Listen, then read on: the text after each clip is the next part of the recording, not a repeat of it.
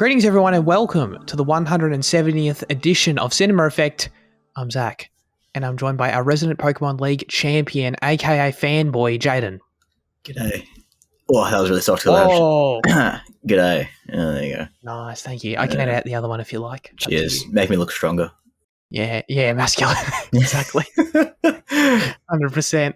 And of course, we've got our Team Rocket Grunt, aka Fitzy, aka Liam. Hello. How you doing? Hello. I'm good. What is that? What they call Jayden? I actually wasn't 100% certain about that. Like when it comes up in the game, you know, is it like Team Rocket Grunt challenges you? Is that what it would say? Yeah. Okay, good. I just want to know. I want to get the terminology. Yeah, that's it. I want to get 100% right. I think Liam's more versed in the games though than I am. I'm more of a cards and anime kind of guy. I love the games, but it's been a long time since I played a new one. I don't think I'm more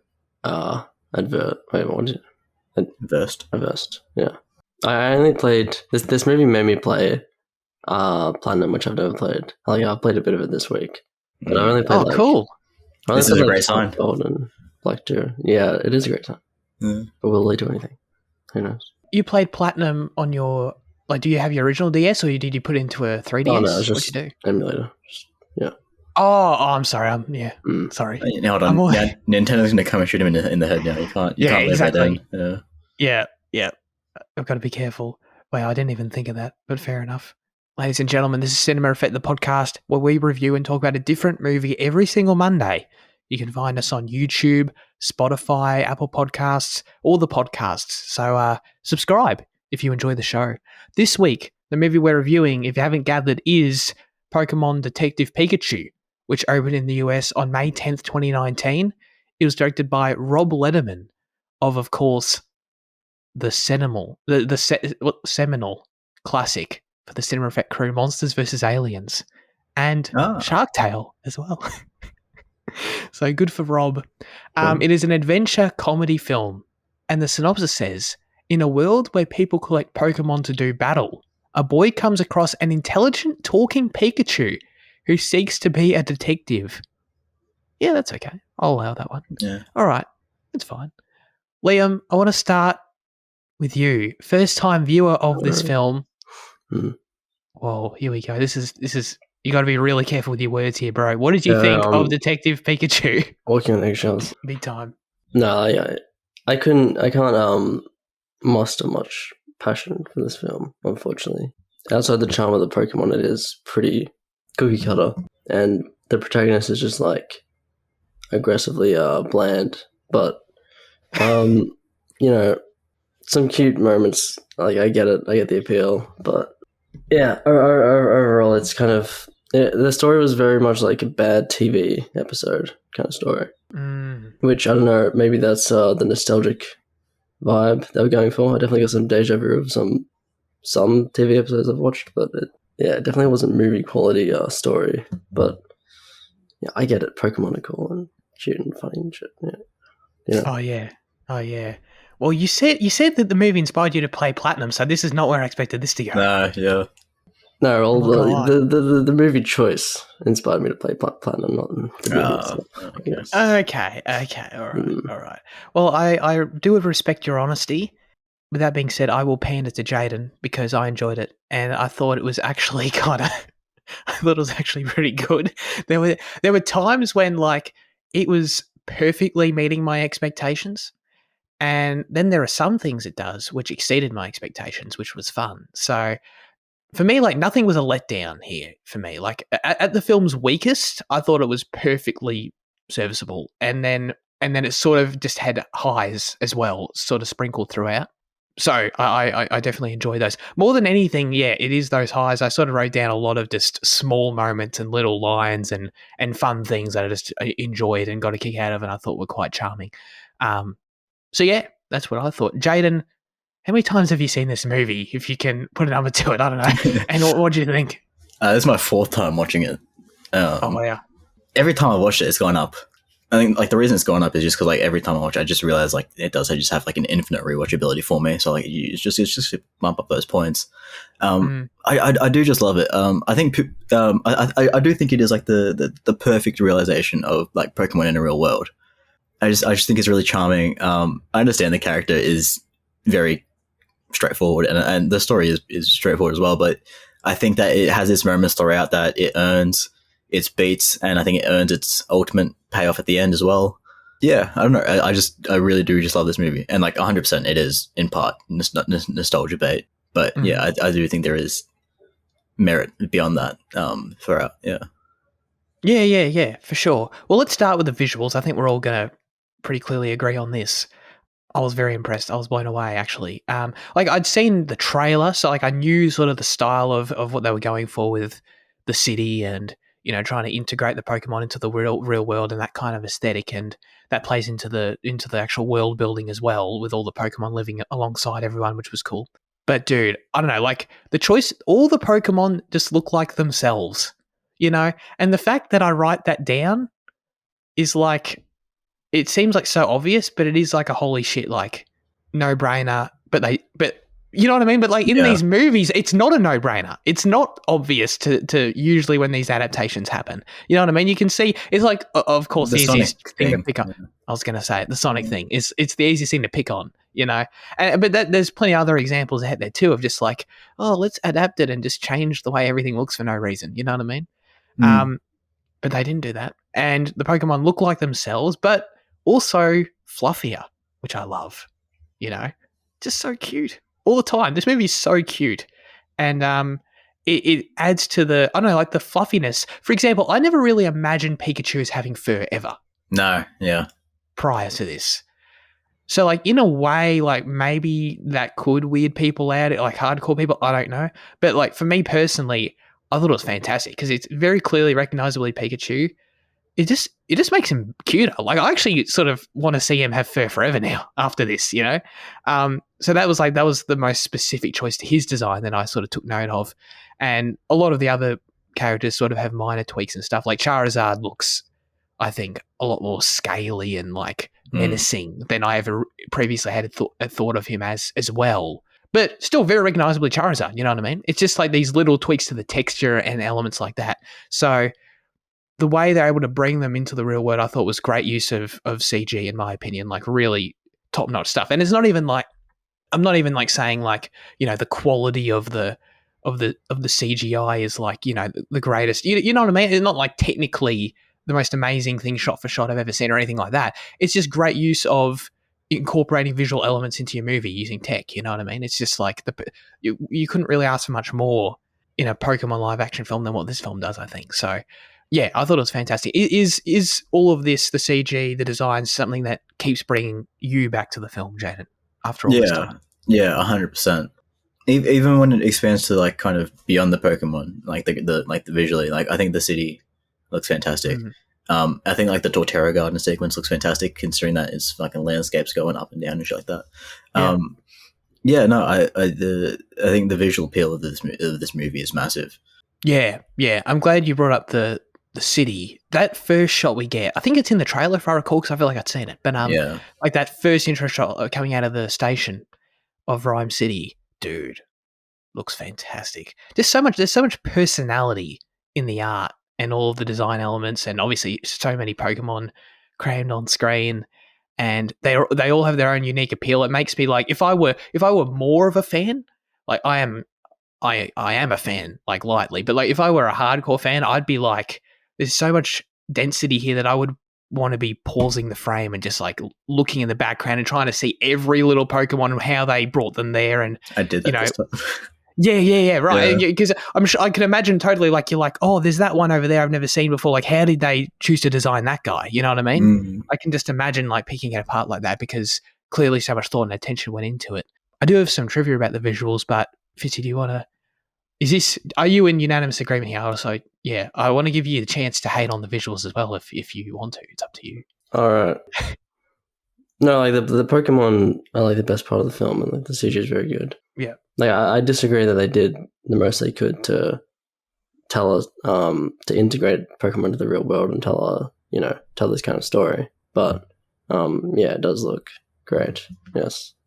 Okay. Well, do you mean that in a story like sense? Like narratively, they could have explored it more. You mean?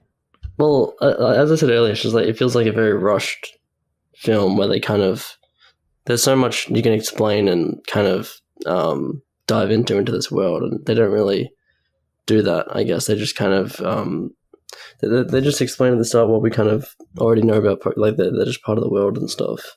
But it's like they didn't realize they had a whole movie they could use, like, you know, to, I don't know, tell us more about, you know, how Pokemon help with humans, and I don't know, just more shit. You know, it's very like surface level. You know, it feels like a very TV episode. Yeah, I guess. But are there other Pokemon media / worlds, whatever, stories where like the Pokemon live alongside the humans like this? Because to me, this was new. The Pokemon are subservient and are pets. You know what I mean? Yeah, not so massively. Like there are characters and there are like kind of storylines throughout where like they do kind of people that see them as equal and stuff. Okay. But like on this scale, yeah, I think it's like the first time. Bunch of dipshits think they're equal. You know what I mean? What do they think? They're radical. Yeah, exactly. No, yeah, because to me, I do understand that, but like just that was sort of enough for me, I guess, because the idea of like when we get the scenes at the bar, for example, and there's just like Pokemon sitting at the counter, like they're just fully their own sentient beings, you know what I mean? Just there, participating in the economy and all that sort of shit. Like that was new to me, and that was kind of like that was the film's sort of unique take that I sort of took away from it that I thought was cool. We do see they have jobs as well. Like we see the Squirtles putting out fires and shit. And yeah. And Machoke like directing traffic. That was hilarious. Yeah, and there was just a Snorlax in the middle of the road, which is great. I got some trivia. The realistic style of the Pokemon were based on the artwork by R.J. Palmer. The movie's production designers discovered him while he was looking for realistic Pokemon designs on the internet, and he was so impressed by Palmer's artwork that he gave him a job as the concept artist for the movie. So I think that's a big credit to why the movie, you know, looks authentic as it does, because it's literally just some fan artist, you know what I mean? Which is great. No, I think that's fantastic. Also, Pete Dione, I think, a VFX supervisor, stated that in designing the Pokemon for the film, one thing that the Pokemon company was uncompromising on was that all Pokemon, no matter what the circumstances, need to remain adorable. And I don't know, I wouldn't personally describe Charizard in this movie as adorable. I think he has this moment with his trainer where, like, you know, they get like a degree of cuteness out of it. Yeah, okay. Yeah, that's fair. No, but I think they largely succeeded because, dude, give me Pikachu on screen. I couldn't take my eyes off Pikachu in every frame he's in. I couldn't. Look, every time they sort of get a bit of a closer shot and I'd sort of gotten over the weirdness that Ryan Reynolds is talking out of his mouth. Just look into his eyes, man. Oh, my God. It's like, I get it. I'd watch this. I'd be like Martin Scorsese watching this movie on mute for Pikachu, you know. But I guess sort of on that, I wanted to ask, what for you, Jayden, is your favorite use? There's probably a ton, but like, what is your favorite use of a Pokemon in the film? Comedically, you know, whatever, like story-wise, anything where you're like, the way they implemented that particular Pokemon, even in a small way, was like, oh yeah, that was great. I love the Mr. Mime bit. Oh, yeah. But even in that shot just outside of it, like the way that you see like Rattata, like just in the alley instead of like regular rats, you see like Pokemon rats in the alley. I thought it was a cute little detail. But I love the Mr. Mime segment so much. I think it showcases him perfectly. It personalizes Mr. Mime in a great way because I think he's not everyone's favorite Pokemon because he does look too human. But I think it does a great job with it, and it's funny and it progresses the story. And you know, I think it's just a great showcase of that Pokemon. Yeah, exactly, and it's a good twist on like an interrogation scene as well. Did they kill him? I just want to clarify that. I don't know how Mr. Mime's powers work, if that actually does affect him. He seemed pretty worried about it. I'm not gonna lie. Yeah, it was pretty dark, I guess. If they just left, I like to imagine they just like killed him and left, and then just continued. What is your favorite Pokemon in the movie, Fitzy? In the movie? Yeah, we're not jumping to the question of the week yet. I just want to make that clear. The Psyduck thing stuff is pretty cool, pretty funny. His head exploding in his head. His worry, I guess, is funny. Oh man, Psyduck, dude. Psyduck is getting a Best Actor nomination for me in the Cinema Effect Awards this year, man. Unbelievable. Dude, Psyduck cracked me up so much. I thought he was fantastic. Like, I feel like he should be annoying, but I just thought he was hilarious. Like, every single time he said Psyduck. It was so funny. Like, Psyduck is never a Pokemon that I would pick to put on screen as like one of your main features. But they do a great job of it. every time he appears in the anime, it's a bit of an eye roll. But yeah, I think Right. they gave him a great personality, and they worked it well. Yeah. Oh, dude, when Pikachu starts giving you a foot massage, like that's good stuff. That's good content right there. I was also sort of semi-related because a lot of Pokemon get time to shine, which I like. I feel like Bulbasaur gets his little moment, the Torterra, the on and on. Like, but I was thinking about when you said, Jane, that people have like an issue with not being able to recognize some Pokemon. Like, what are some of them that you think have a decent role that people wouldn't know? Like, the most I could think of is like, I guess, would people not know Greninja, for example? And Yeah, he sort of has a bigger role. with the big role, yeah, Greninja would be the biggest one for sure. Okay. Those little mushroom things that appear with the Bulbasaur, the Morlul, like people wouldn't know them. I'd say. Yeah, I didn't know them. Yeah, that's true. Something I noticed this time that I haven't seen before because like the way they detailed them, but the Comfey, like they're like little rings with like petals on them, and like they're kind of hard to see them, but like they're not a big role. Like people wouldn't know them. I don't know. I guess the Pantrum and Pangoro are featured in like that intro to Rhyme City that people wouldn't recognize. Okay. The two panda ones, if you didn't know. Yeah. Yeah. Okay. No, I didn't know. But I think of the ones that take feature, yeah, I think they probably are the well known ones. Okay.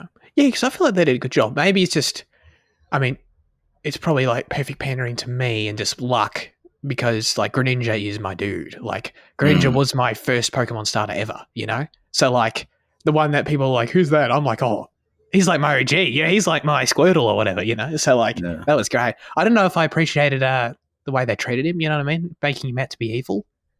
Because my Greninja was a good dude. It's all right. I guess, yeah. I don't know.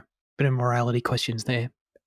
Obviously, this was my biggest curiosity going into the film. I think it was like one of the bigger. I don't remember, but I presume at the time prior to this film coming out, the trailer and all that, like it was like another Chris Pratt Mario situation with Ryan Reynolds playing Pikachu. At least I'd imagine so, because it's like, or I don't know. For me, at least going in, I was like, "What the fuck's this going to be like?" Because this sounds whack, And I had no idea how it was going to play out. So, Ryan Reynolds playing this part is obviously odd on paper. And I don't know, I thought he did a really good job. And we can talk about the story and the twist later, but I was still quite oh, okay. All right. Yeah, no, I thought he was good. He didn't take me out of it at all. There was still like, I wasn't like totally immersed, but like I'm just trying to question like, I don't think it's really Ryan's performance as much as it is like the fact that there's a talking Pikachu as a main character. You know what I mean? It's sort of like that part's almost more weird than Ryan Reynolds became, because he ended up being fine, but then it was more the fact that like this guy's still talking, which is still sort of a bit weird. But I got used to it either way. But I don't know, it was kind of weird. How do you feel about this, Fitzy? Did it weird you out at all, or did you not even think about it? No, it ended up being pretty good actually. It's kind of like the most obvious thing to say is bad, because there's like it does feel a little off. Like you don't really imagine Ryan Reynolds to be Pikachu. Exactly, yeah. And even watching it at times, it does feel like a little, I don't know, but it's still like really good as well. So it's, Yeah, no, I agree. I also really like that no one can understand him, which I didn't know going in. Like, like that helps, So the fact that like, but now knowing that like these Pokemon have these like, I guess not. Okay, this is weird.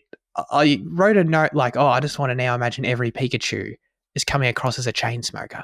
Like that's the actual real voice, But like, this is a unique case. Like, it's not like every Pokemon has an internal voice like that necessarily, I think they do. I think that's like the implication of the film. Do you reckon? I figured it was just because of the brain transplant thing or whatever that Mewtwo did. Oh, right. You know what I mean? Yeah. I don't know though. I don't know. But Mewtwo spoke. What's up with that? Well, Mewtwo's a legendary lab Pokemon as well, so it's genetically modified. Got it. Okay. But nearly every legendary can speak anyway. Oh, really? I didn't know. Not nearly. Sorry, that's probably an exaggeration, but a lot of the legendaries can speak. Yeah, I was surprised when Mewtwo was positioned as a murderer who talks at the start. I was like, wow, this was pretty out there for me. But I don't know how Mewtwo's usually used in anime and stuff. Like, is he usually... What is his allegiance? Is he usually a good dude? Yeah, so in the first Pokemon movie, like that's like part of the storyline is kind of borrowed from that. In that Mewtwo is a Team Rocket lab Pokemon who then breaks out, and then he gets all the strongest trainers to come to, and like so he is like very much an evil guy. But then Pikachu does teach him about humanity at the end of the film.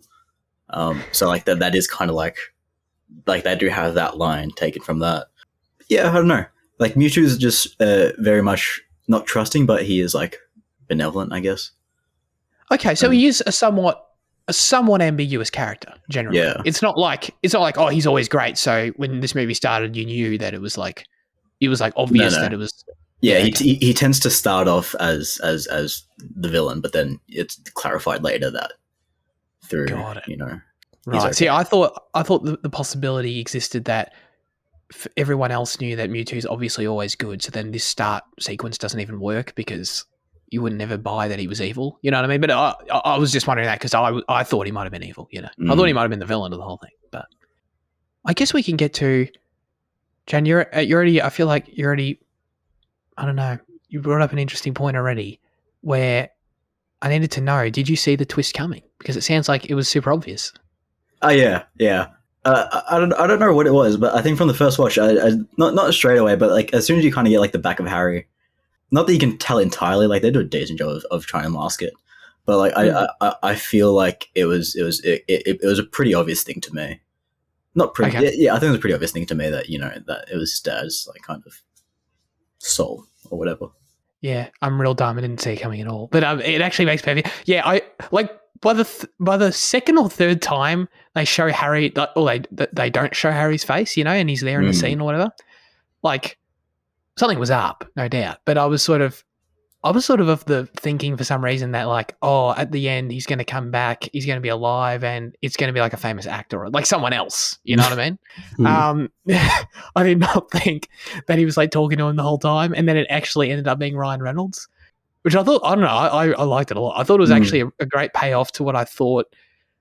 I thought prior to that the whole Harry mystery was whatever to me. I didn't really think I cared about it at all.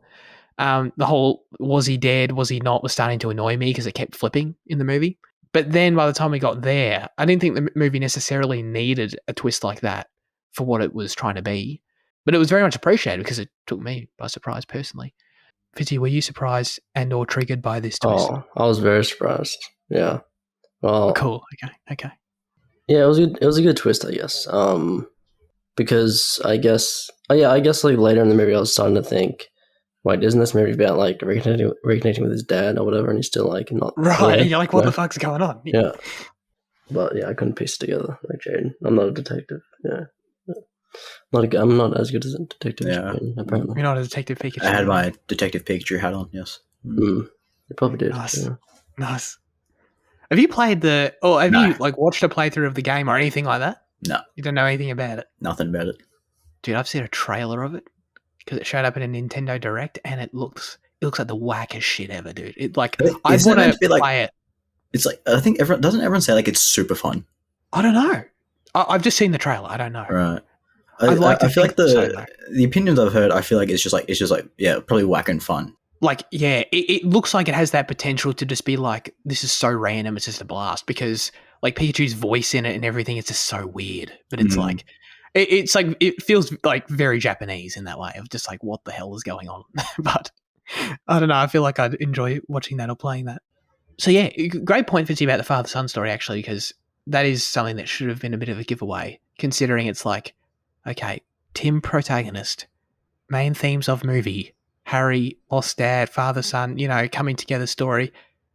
But the dad's missing the whole movie. Like, what's going on there? That's definitely something I probably should have picked up on.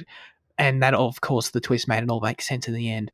I guess you did you find this stuff generic, mostly, for you, Fizzy? Or was it more maybe the villain side and the plot there with his schemes that made you feel that way?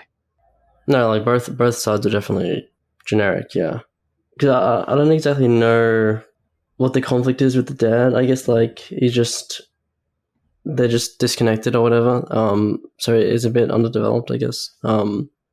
His dad threw himself into the work after the mum died. He just I'm both too sad about the mum died, I thought, yeah. No, I understand that, but yeah, it's a bit. Do you? All right, Matt. Oh, no, that's fair enough. I get it. So Justice Smith is Tim. I haven't really seen him in much, although he was in Dungeons and Dragons. I saw. I don't think I've seen him in anything else. I don't know if he.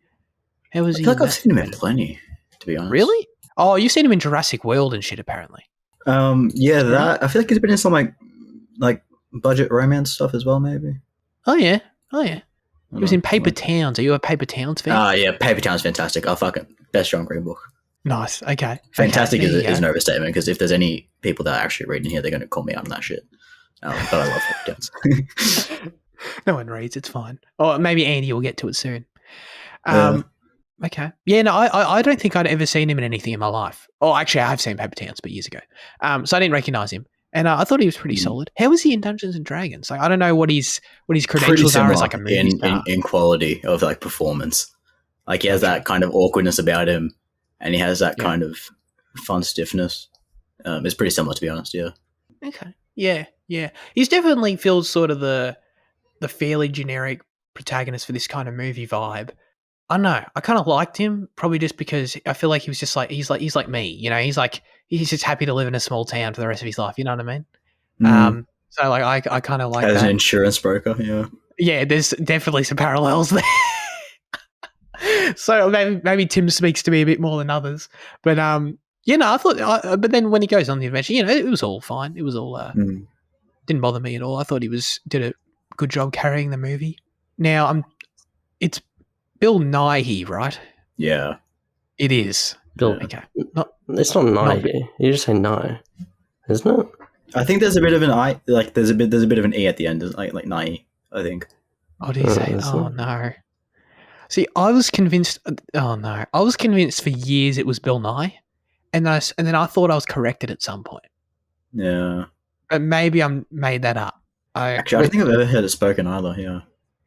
Yeah. How do people? Get an interview where someone says his name. That's what we need. Anyway, dude. I mean, I love Bill Nye or Nighy, whatever. I'm a fan of his work, but like literally the one aspect. I don't know if you felt this way, Fitzy, about it, but the one aspect that was like ultra predictable about the movie to me, the second I'm not even shitting you, that he wasn't on screen for 1 second before I knew he was the villain. Like the second he turns up on the screen on the back of the train, it's like, oh, Bill Nye's the villain of this movie. Got it. You know, it's like you knew where that was going. But I don't know. I enjoyed his performance. The main thing I probably enjoyed about it most was just him having to say like Pokemon words and like trying to like laugh and imagine like this really old man, you know, accomplished actor, all that kind of shit, like turning up to set.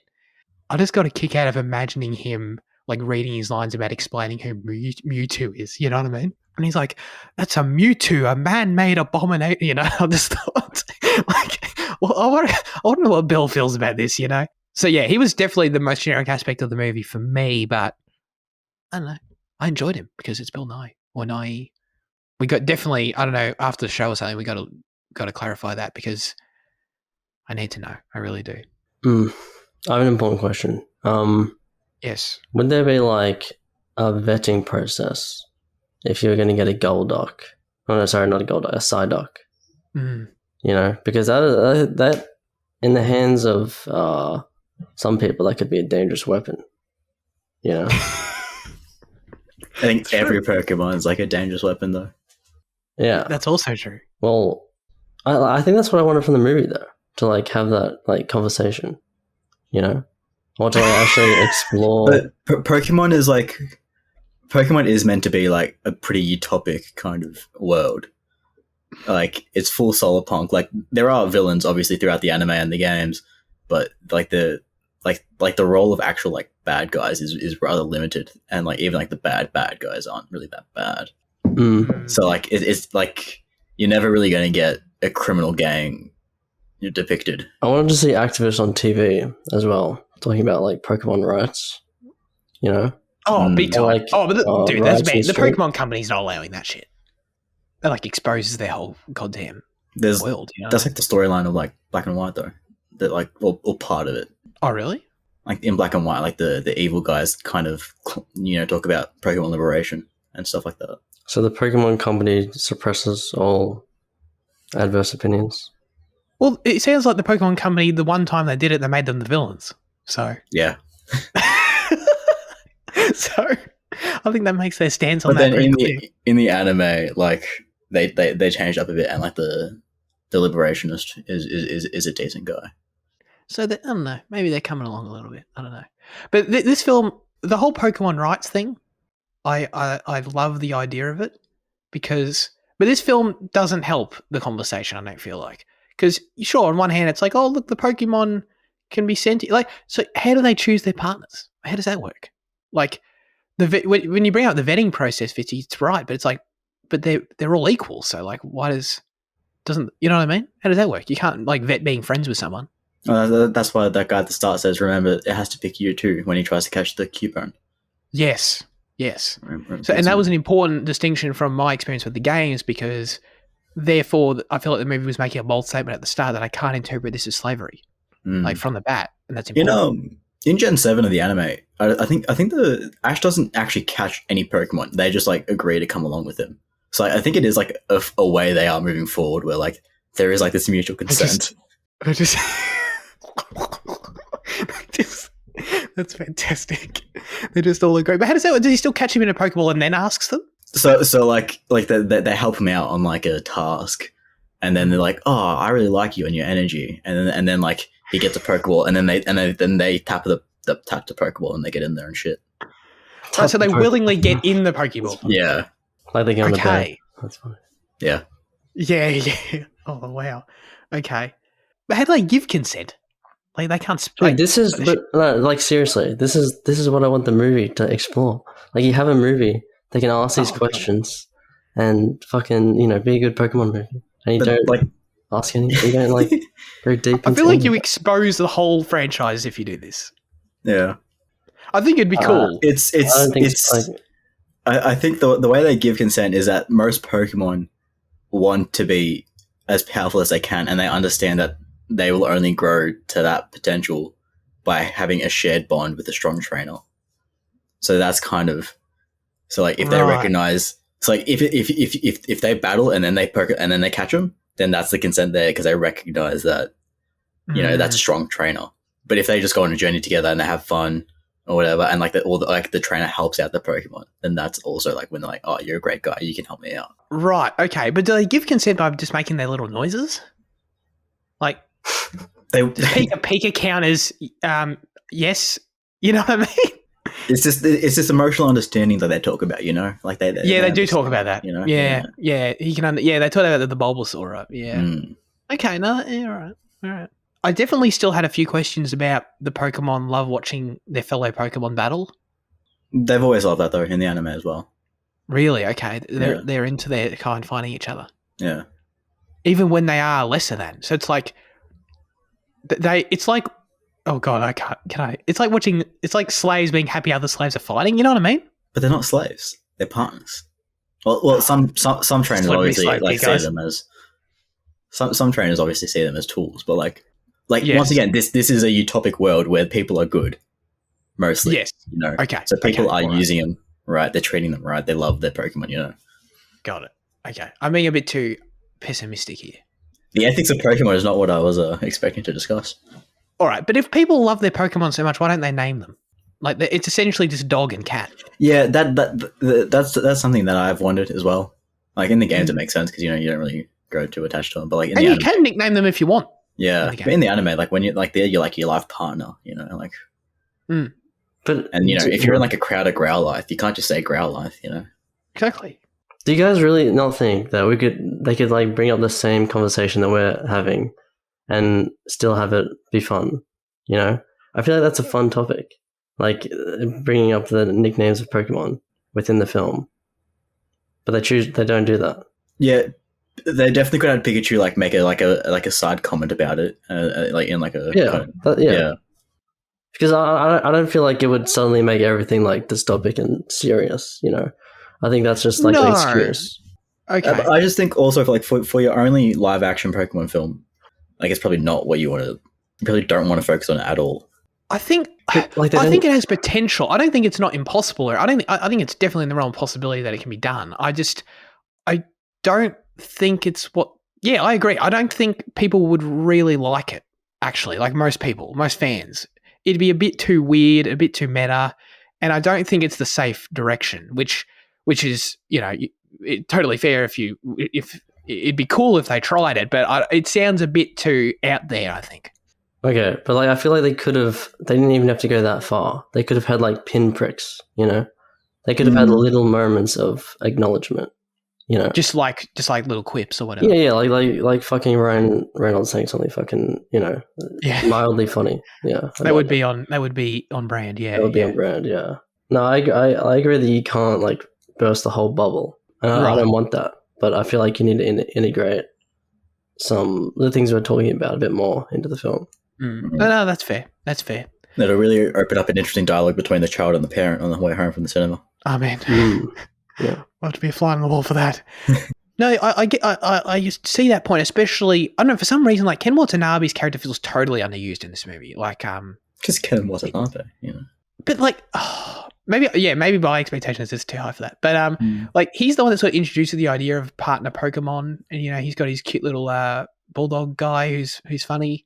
I feel like I would have liked something more out of that, maybe. Out of that relationship, he introduces more the idea of, like, what it means to, like, be a partner with with a Pokemon and choose each other and all. You know what I mean? I don't know. Yeah, see, now you're starting to get what I want. Like, they just kind of leave a lot of things unsaid, it feels like. And they have a whole, like, the movie's very short, and they have, like, more time that they could kind of add to it to explore these things. Like, they could have the Pokemon partner of Ken Watanabe the fucking doing all the work or some shit.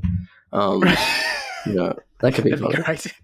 Yeah. Absolutely. I don't know. I'm actually just wrote down. So who was Rita Ora in this movie? Because I saw she was in the credits, but I didn't. The scientist in the Mewtwo lab. Got it. Yep. Okay. Did not recognize her at all. I just wrote down a bunch of like cute. Yeah, I think this film's like wickedly funny at points. Oh, dude, Pikachu trying to take a shit was hilarious. Yeah, and like even like when they're in like the little cupboard at Lucy's work, and he's like, "I'm good at being alone at night" and shit like that. Like there's like a shit ton of like just funny lines and shit, and like moments that emerge from them being Pokemon that are just great. Yeah. And like I just appreciate it so much. Like it's straightforward, it's simple. It's like probably child's comedy, but fucking it's entertaining stuff. Yeah. I know, I totally agree. I was also a big fan of Ryan Reynolds cry singing the Pokemon theme. Oh yeah, big time. Yeah, I think Newton's in this movie. Yeah. I'm sorry, go for it. No, you go for it. It's all right. I was just going to say she's in this movie. Is she? She's the new. I was trying to think about where I know her. She's the new Ant-Man person, right? Like, didn't she get? She got replaced whoever the previous person was. Yeah. I don't remember. Feel free to go for it. I'm sorry. No. I was just going to talk about some like world shit. That's not really important. Oh, dude, please. Oh, I just like they like when Tim mentions like the Sinnoh Championships, like it acknowledges that like this is like still like in the main world of the Pokemon, and I think officially like Rhyme City is like does actually exist in games, but it's just like not acknowledged like anywhere yet. So it does this does exist in the world of Pokemon, and it does have potential for a sequel if they want to do it, because I think it made a fuck ton of money as well, so they can't do it. Like that, it does have the potential to like expand into like the territory that we do know if they want to. Yeah, absolutely. Also, in terms of like the emotional moments, like I think that short flashback where Tim's mum dies and Harry comes home and hugs the grandma, like I think that is like super like emotional and like very successful for like a very short kind of scene. I think it does well at just kind of showcasing its emotional beats. Sure. Yeah, definitely. The main one that like I really liked when Ryan and Justice hugged at the end, like that was nice. That worked. Yeah, so this movie had a $150 million budget estimated, and it made $449,000 worldwide. So like not a smash hit, but that's a successful film. Yeah. Million. Oh, I'm sorry. Yes, 440 million. So that's that's a successful film. Yeah. I just don't know if it. Maybe I don't know. Maybe they just like want to prioritize elsewhere, because I think it's Legendary, right? Who did this? So, not like $1 billion movie. You know what I mean? That's that would be like a slam dunk. Here we go. Dwayne Johnson, Mark Wahlberg, and Hugh Jackman were eyed to play the title character. Wow. Fans from the start favored Danny DeVito for the role, despite DeVito claiming in an interview he had no idea what Pokemon was. Why would he? It later was revealed that DeVito was considered for the role, with the movie's visual effects team actually doing early character animation tests to recordings of the actor's previous roles. One of the movie's producers even said that the spirit of Danny DeVito, I promise you, is still inside of Pikachu. I think DeVito would be a horrible voice for this. I think of all the things you mentioned, I think Ryan Reynolds was the best choice. Yeah, I agree. Yeah, I agree. I think Danny DeVito's DeVito would great. be so He's fun, but he's not Pikachu. It would change the movie. Yeah, I feel like it could be so bad that it's really funny, but that would just change what the whole movie is. Which I don't know if you want to do that, but I feel like it has some merit in its own weird way. You know what I mean? But yeah, The Rock, no, please, no. I feel like, I don't know, Marky Mark just cracks me up, so maybe that would work. But yeah, it's all weird. And of course, I'm going to botch this pronunciation, but Ikue Otani provides Detective Pikachu's voice when he's speaking to humans that aren't Tim, reprising her role from previous media. I had a feeling it was. I thought it definitely. I didn't know her name or anything. It's got to be. Yeah, it sounded perfect. Yeah, unless they pulled it from somewhere. I guess they could have done that. But yeah, it sounded perfect when they did that. Something that always that gets me is the fact that they got Diplo to be the DJ at the Pokemon fight. Was he the dubstep Pokemon? Huh? I wrote down dubstep Pokemon because there was a Pokemon that made dubstep out of its face. That's Exploud or Loudred. I can't recall. But he was the actual DJ behind the booth. But it's just always an interesting choice to me because Diplo is not a brand safe DJ. He does some shit in his downtime. So the fact that the Pokemon company was okay with Diplo being the DJ that they chose was surprising to me. Is always surprising to me. Diplo sounds like a Pokemon though. Maybe that's why I asked the question, because it does sound like a Pokemon. Pokemon company, they're a weird place, man. I think we can all agree. Yeah. Luke wrote in a review for Pokemon Detective Pikachu, and he said, a great adaptation of the Pokemon franchise to film, charming, witty, and nostalgic. 9 out of 10.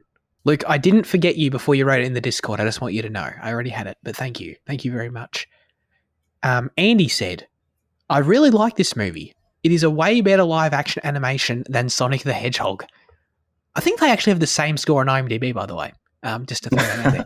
I think it's unfair that Sonic already has a sequel, but Pokemon Detective Pikachu still hasn't yet. I wouldn't mind seeing more of these films in the future.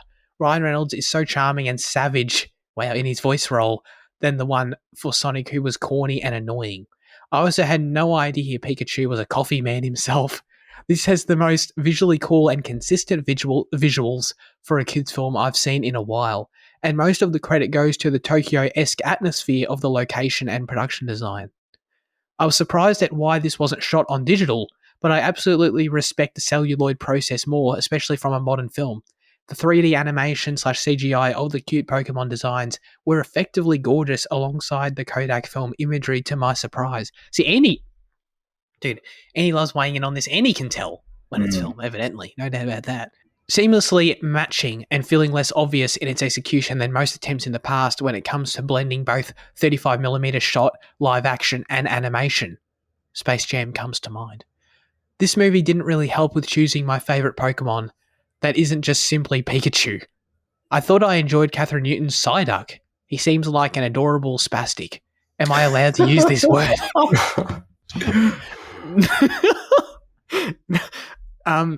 Not really. And that Mr. Mime character was hilarious. There you go. The only disappointment I had with this film is that a Pokemon called Vaporeon did not show up at all. 7 out of 10.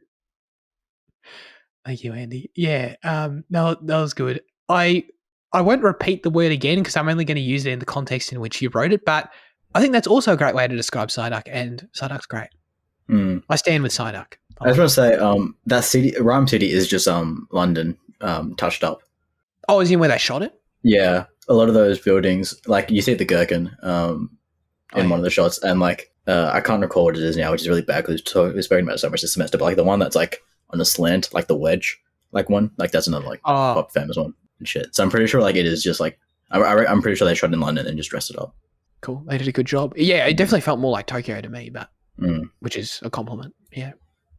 Okay, let's get to our final verdicts for Detective. Pikachu. Jayden. Yeah, I think I've spoken about this movie in the past, like probably twice in my highlights of the week. Probably. I do really just love this film so much. It is so much fun to me and so much nostalgia, and I love the story every time I watch it. It's a 9 out of 10, and it is just great kind of family content, in my opinion. You see how I use the word content to piss off some certain people? Patrick Willem. Nice. I appreciate you calling him out. Yeah, for sure. I agree with you on that, by the way, just to quickly throw that out there.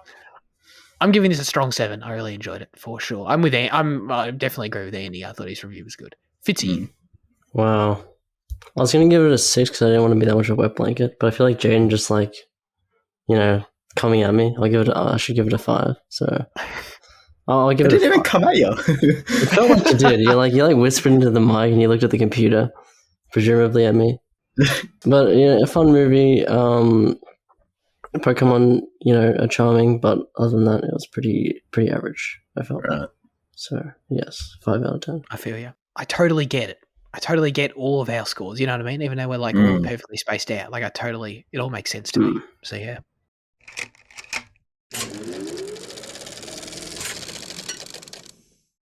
Okay, let's get into news chat / trailer talk, the long-awaited return. I don't know if we've done this in 2 months or whatever, but I'm excited for this. So the first big trailer we had this week was for the return of the man himself to the cinema in the form of Ferrari by Michael Mann, starring Adam Driver. Wait, did you guys both see this one? I'm sorry. You both did, right? Yeah. Excellent. Jane, what do you think? I thought it was really great. Just honestly, I don't think I've seen too much of Man's stuff. I think he did Manhunter, right? And and then Heat, obviously.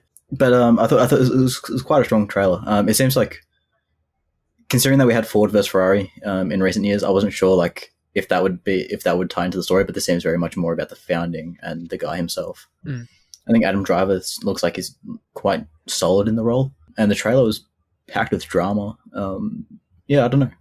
Oh, sorry, I have seen Black Hat by Michael Mann as well. Yes. Is that one of his more recent things? Yeah, the 2014 Chris Hemsworth one. Oh, how's that? That was fine. Yeah. Okay. Yeah. Nice. But no, strong trailer. Yes. I know he's disappeared for a while. Was that his most recent film? Black Hat.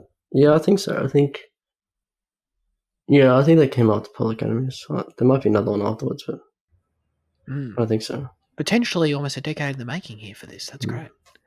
What do you think? Well, I was kind of just randomly. I didn't know the trailer was out, and I was randomly looking at early Letterboxd reviews of Ferrari, and I was like, oh, people have seen it. Well, like special screenings and stuff. I guess. Okay. But the reviews weren't that great, and I was looking through every profile to see if they just don't like Michael Mann or whatever. So I was kind of scared, but I watched the trailer and it was very good. It was good, but it didn't reassure me that these people weren't talking out their ass. So I don't know. I'm very scared for this movie, but. Are you sure people have seen it? It's not like one of those things where, because you can just write a review on a movie without no one's seen it. Michael Mann has tweeted about the reviews. Okay. Well, he tweeted about the variety review anyway, not like the fan. Right. Okay. Got it. Okay. But I couldn't find a single rave review, and there were reviews with decent amount of likes that were pretty low. I was like, oh Jesus Christ, this is not. But you love Miami Vice. Let's just remember that. Well, that's what I was looking for. I was saying, okay, do these people get it? Are these one of these people? Is there one of these people that have rated this low that like Miami Vice or Man's other stuff? And I don't know. I kind of there wasn't enough of a sample really. But hope's high, I guess. Yeah. I understand your experience, and I'm completely speculating when I say this, but I feel like the same thing would have happened with Babylon, right? Where the first reviews would have come out and everyone was like, yeah, because those reviews weren't great, No, yeah. That movie rules, you know what I mean? So I don't know. I'm just trying to create optimism. Yeah. Has the general Babylon opinion swung yet? I feel like it's still divided half and half. Because I feel like I have seen Yeah. a bit more praise, but I'm not sure like what the overall kind of feeling is. I never really had a read on the opinion. It confused me because I just knew it had got sort of pretty middling reviews, and then from critics, I mean, and then like I know the letterbox score is really good though. I think so. I don't know. Mm. I don't know what's going on. IMDb's probably just in its own weird land with it. Who knows? Okay, let's go to, of course, David Fincher's The Killer, starring Michael Fassbender. Dude, I feel like it's been way too long since I've seen Fassbender on my screen, so I'm stoked for that. What do you think about this one, Fitzy? Oh yeah, it was an amazing trailer. I think, as I said, like for the Social Network or whatever, like Fincher's trailers are just always. Oh, and like Girl with the Dragon too. Like his trailers are always pretty incredible. And this one has the same kind of editing as Dragon Tattoo, which is like kind of relentless, and it's just a lot of like variety as well. It feels like we see a lot of the film, but pretty much just from Fassbender's like point of view. It seemed like extremely focused on just his point of view, which is interesting. It doesn't seem very like dynamic or anything. I mean, the story is like he's hunting down his former employees who like tried to kill him or whatever. So it seems like very simple in that way. But yeah, the trailer got me very excited. Awesome. I'm glad to hear it. What do you think, Jayden? Yeah, similar stuff. It does like seem super focused on Fassbender, because even when it's popping up the names of the other everyone else that stars in it, it is just coming in closer on Fassbender. So like, yeah, definitely looks exciting. Looks super Fincher. Cool. Love it. Love to hear it.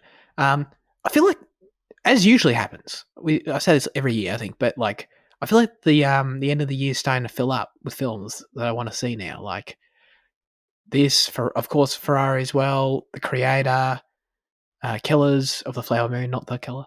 I feel like it's starting to fill up a little bit, even with June 2 moving. Like I feel like it's starting to become a bit of a packed space, which I'm into.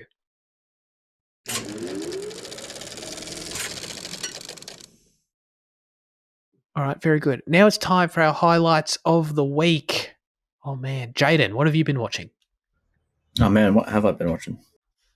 Oh shit! More Let me quickly check. More Pokemon, yes, dude. Sorry, I was. Didn't think you jumped to me. I like to keep you on your feet, keep you on your toes. I'm sorry, that's the correct expression. Yeah, nothing really exciting. I rewatched The Nun, getting ready for next week. Probably one of the weaker Conjuring films. Still a decent time though. Probably doesn't warrant too many rewatches. I think that's the third time I watched it, which it definitely does not need. Okay.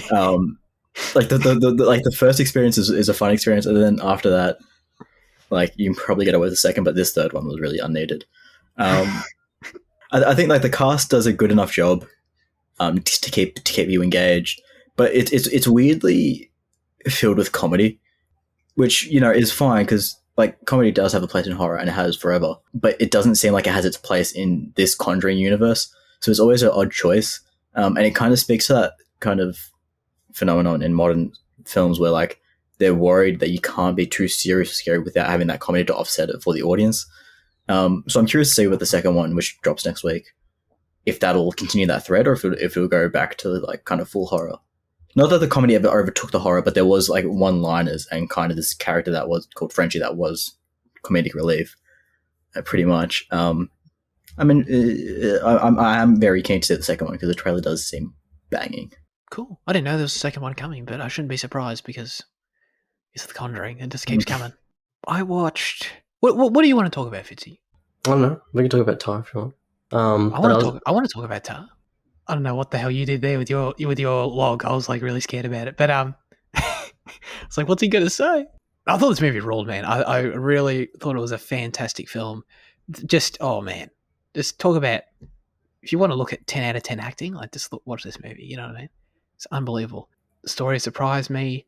At the end of the day, I didn't really like starting the ride. I didn't really know what I was getting into at all, and by the end, the story becomes pretty clear as to what the whole trajectory was. But it just does it in a really engaging way, and some of the framing in the film is just incredible. Like just the way they frame certain shots, just to like, can't even explain it. Like there are shots that are blocked in a way where it's just like the camera's still for minutes at a time. And you don't even like understand why the camera is where it is until like maybe a minute into the scene, and it becomes clear that the character moves here, and that's why it was there the whole time. Shit like that, I just love it. It's just gorgeous.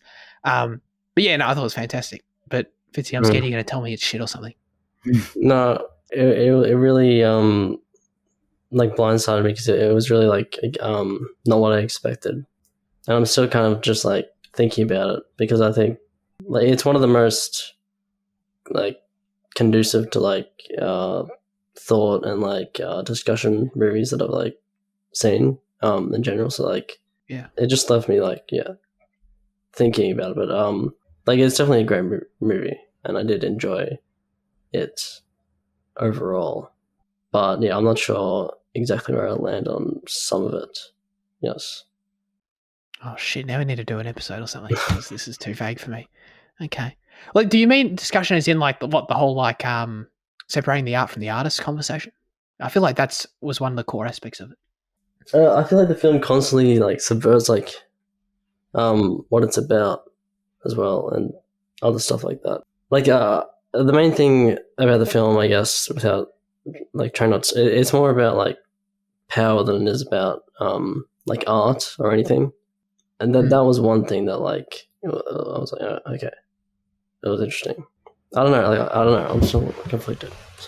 Okay. No, that's fair enough. Is that what you were going to talk about, or do you want to move on to I can talk about One Flew Over the Cuckoo's Nest, which I watched this week. Which was I was going to suggest that for the show at some point. Oh wait, it was in a poll recently, but it was lost to something else. Did it lose to Zodiac, or did it lose to something? Or did it lose before? No, Zodiac beat Tar. Yeah. Oh, sorry. Are you been talking about a different film? One Flew Over the Cuckoo's Nest. Oh, sorry. That hasn't been nominated for. Has that been nominated for a poll? No. I thought you were still talking about Tar. Sorry. Oh, I'm sorry. Wow. I thought it might have been. But no, it was very good. Nielsen's performances, pretty amazing. I mean, I think everyone's kind of familiar with the basic story. He goes into a mental institution, and he's kind of he's not really as crazy as the people around him, but I guess the stories of the nurse kind of makes him, or like that is pushing him in that direction. Well, the movie's great. I just don't. I don't like the like manipulative like nurse kind of story like in general. I guess it's just like a very unpleasant story. But I don't have any problems with the movie. It's very good. You hadn't seen it before? No. Yeah, cool. No. Yeah. That's why I wanted to. I think none of us have seen it, but prior to you watching it, obviously, I believe. I'm not like shitting on you for like watching it without us, by the way. I just want to make that clear.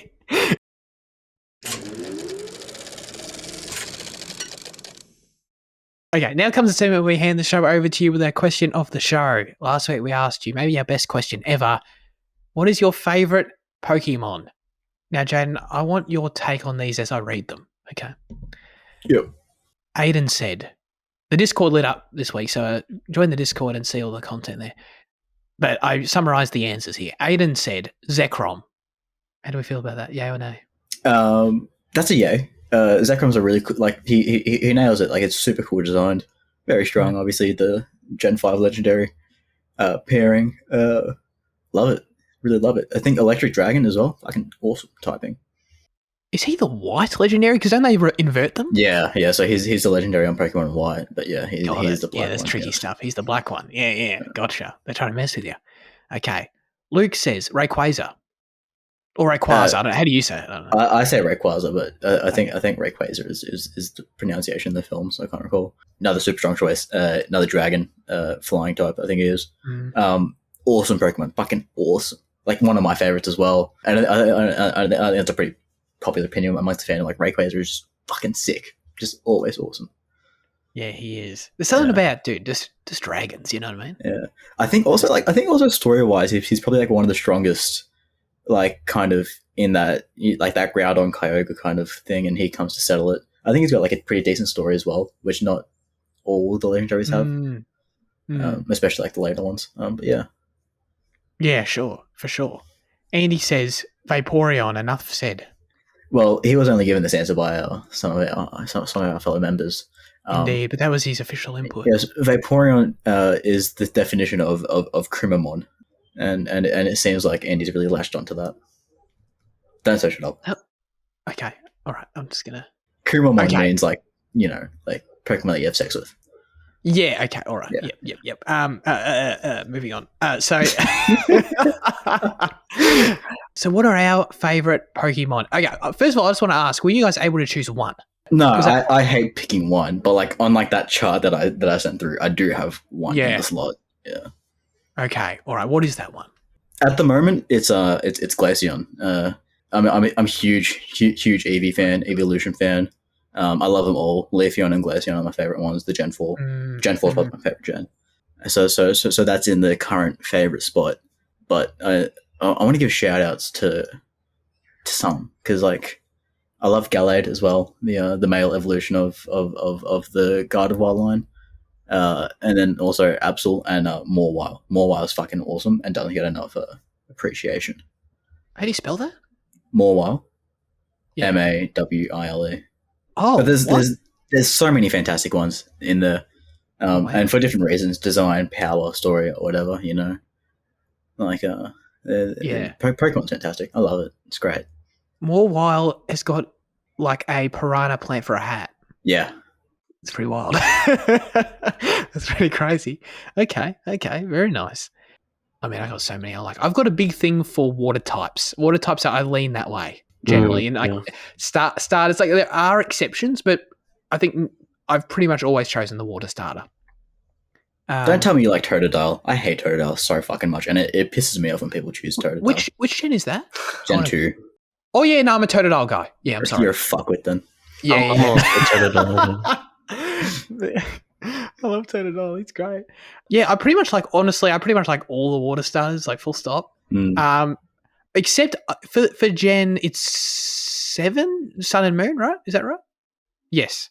Probably. I'm a Rowlet guy. Oh yeah. I'm a Rowlet guy. I'm a big fan. Like I like Rowlet better than the water at that time. It's actually I actually like the Fire Cat too. Whatever that one is. Litten. I'm a fan of that's actually the only one with the water is probably my least favorite in that one actually.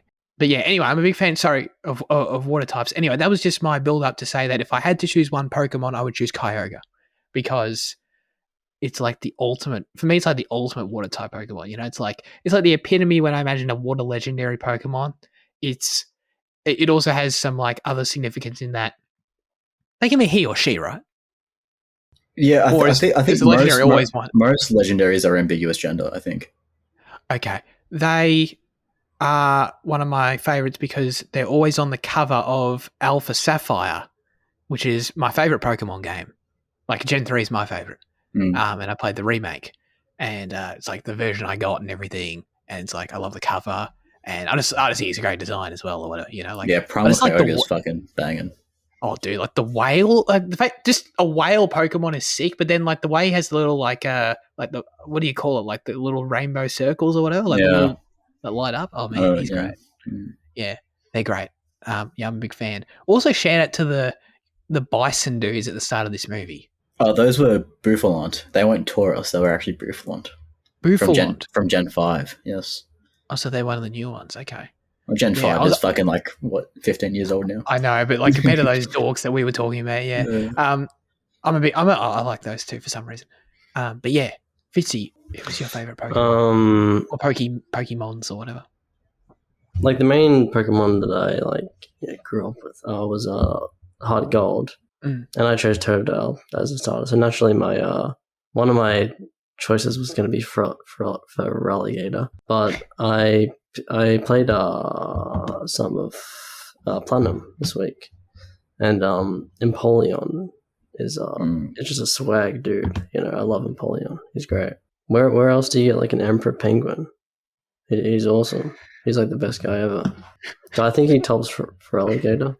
But in general, I'm also a water fiend, a water type fiend. I think in Moon, I did also not pick the water type, but apart from that, hashtag water all the way. Hell yeah, dude. 100%. Hell yeah. I don't know, maybe it's just maybe it's just also the blue, because even for ones that aren't water, like the blue, like I love Mega Charizard X, dude. Probably one of the Phenomenal. best Mega evolutions, just straight up. Yeah. Absolutely. Like, dude, I feel so bad for anyone who gets the Y version of that. You know what I mean? Y's grown on me, like big time, but X is just unbeatable. Like, I feel like Y is just like slightly better regular Charizard. You know what I mean? Mm. That X is stunning. I forgot the name of the X legendary, but I like that deer Xerneas. too. Xerneas. It's a cool ass deer. Yeah. Yeah, just hit me with it, you know. What was that? Quiz me, you know. Use his abilities. Yeah. Oh my god. Feraligatr has such a fuck ass spelling as well. I mean, it's just such a fuck ass Pokemon. Oh. I must admit, it is a bit of a mouthful to say. No, but it Gator is spelled like with the last letter, like it's TR. It doesn't even have like TOR or AR or whatever. It's Feraligatr. Oh yeah. Very, very good. I feel like, no, we should probably move on before I'm sorry, I'm prone to just keep shouting out Pokemon. Got to be careful here. I'll talk about this all day, man. Oh, we can do it off the air, though. As always, we'd love you to submit your responses, thoughts, and/or reviews for next week's film in the YouTube or Instagram comment sections. Join the Discord server. This week, the specific question we'll be asking you is, what is your favourite Ryan Gosling movie? Let us know. We got a bit of a Ryan Gosling marathon coming up on the show. So, but we're asking this next week, so let us know what you think. There's plenty of great options, no doubt. Okay. And not Ryan Reynolds. Not Ryan Gosling. Not Reynolds, just to be clear. Someone will still say Deadpool. That's it for this week's episode of Cinema Effect. Thanks, everyone, for tuning in. Fitzy, what the hell are we doing next week? Next week, we're doing a monumental film. Oh, my God. The City of Lights musical. La La Land.